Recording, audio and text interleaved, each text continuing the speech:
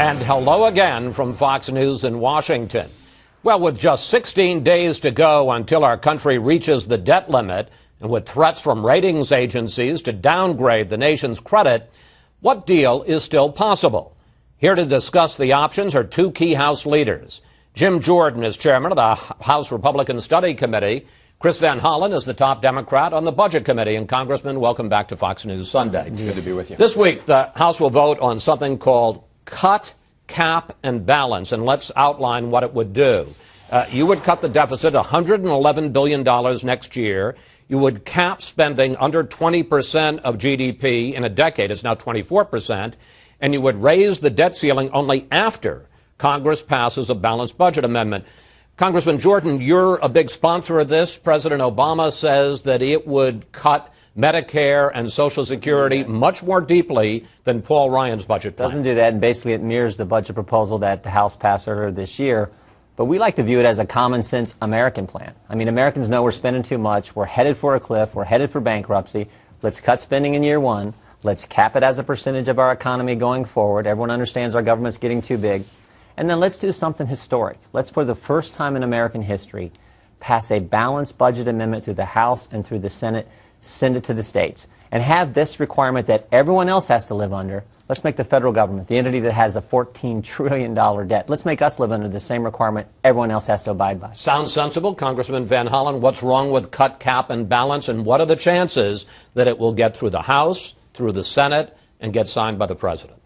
Well, no one should be fooled about this. They're not proposing a clean, balanced budget amendment. What they're proposing is to manipulate the Constitution and use it to impose the Republican budget plan. And if you look at that plan, it does end the Medicare guarantee. It slashes Medicaid. It slashes deeply into education. And it protects tax breaks for special interests. They would write that into the United States Constitution under their proposal. It would be easier to cut Medicare than it would be to cut subsidies for oil and gas companies. You have a majority vote to cut Medicare. You have a majority vote to create special interest loopholes. You need 2/3 to close tax breaks. That's an anti-majoritarian provision. The framers would be turning in their graves if they read their provision. And what are the chances that this will become law? It's not going to become law, and that's why it's so dangerous for our Republican colleagues to say that if you don't do this, we will allow the United States to default on its debt.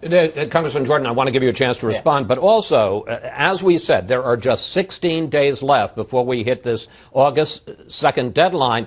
Even if cut, cap, and balance is as good as you say it is, should we be spending precious time on what, from outside observers say, is not going to become law? Of course we should. This is something that fixes the problem. Everyone understands in 2 to 3 years we're going to have a debt crisis. We've got to do big, bold things, or that's where we're headed. Economists virtually agree on this. To call balancing the budget dangerous is unbelievable. Here's what we have to do. Here's what we have to do. Here's what we have to do.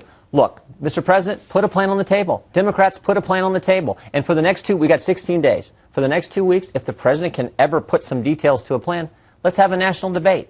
Let's let the American people decide, do they want something common sense as cutting spending, capping the growth in government, and requiring a balanced budget amendment to the Constitution? Do they want that common sense thing versus the President's plan? Let's have a national debate and let's let the people decide. Let's be very clear. I didn't say it was dangerous to balance the budget. We want to balance the budget. The budget that he passed doesn't get into balance until the year 2040. The budget they voted for would require you to lift the debt ceiling by $8 trillion between the year now and 2021. But guys, gentlemen, we've got a lot to cover. Let me move on to the next thing. We'll get back to a bunch of these issues.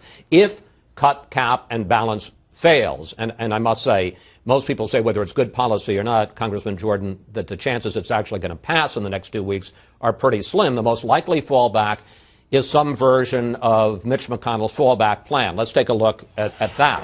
It would allow the president to raise the debt limit $2.5 trillion without any spending cuts.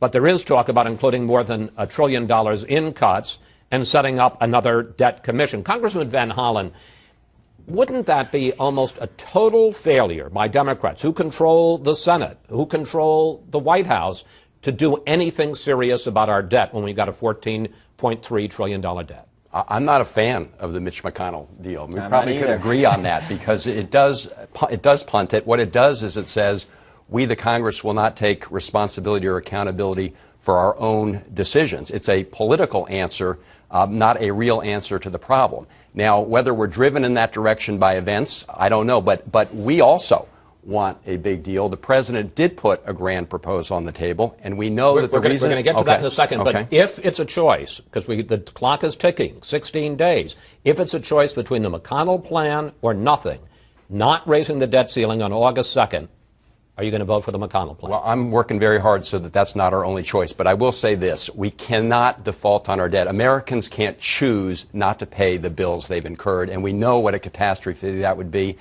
You know, I know there have been bills introduced in the House that suggest that you can sort of skate by this. Standard & Poor's, Moody's, Chamber of Commerce, they all say that's just not so. Okay, we're going to go into the whole question of default and what it would mean in a moment. Congressman Jordan, though, let's stay on the McConnell plan for a moment. If it comes down to that, you're already shaking your head. If it comes down to the McConnell plan or going past August 2nd without raising the debt limit, how will you vote? Well, look. Well, the McConnell plan doesn't have 218 Republican votes. No way. There's all kinds of conservatives in Republican Study Committee in the House conference who will not support the Mitch. As Chris pointed out, well, it's a pass. You're saying that the McConnell plan will not pass the House. Well, I mean, who knows if there's a combination of R's and D's who'll go for it. But I'm telling you, House conservative members, members of the Republican Study, they're not going to support the McConnell plan. I'm not going to support the McConnell plan. As Chris rightly points out, this is just kicking the can down the road, and that's.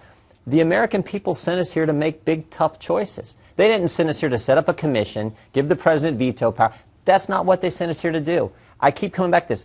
Put some plans on the table like we did. The only plan out there is the cut, cap, and balance plan. Let the American people look at this over the next 2 weeks, and let's have a real debate. This is so important for the future of this country. We are headed for a cliff. If we don't fix it, we're in big trouble. So let's have that national debate, not some cop-out like the McConnell plan. Debate and the question